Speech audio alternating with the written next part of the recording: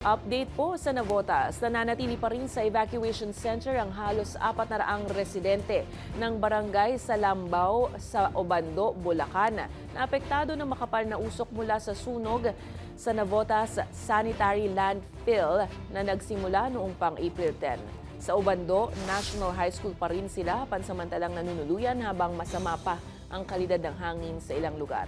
Apektado na ang ilang mga batang may sakit, senior citizen at mga residenteng nagrereklamo ng hirap sa paghinga at pananakit ng dibdib dahil sa mabahong usok. Ayon kay Bulacan Governor Daniel Fernando, hindi pa maaaring pauwiin ang mga apektado hanggat hindi ganap na naaapula ang sunog at humuhupa ang banta sa kalusugan. Samantala, nagpulong na rin si Navotas Mayor John Ray Tiangco at mga opisyal ng Obando para pag-usapan ng mga hakbang sa pagpapahupa ng epekto ng insidente. Tuloy-tuloy naman ang operasyon at investigasyon sa landfill.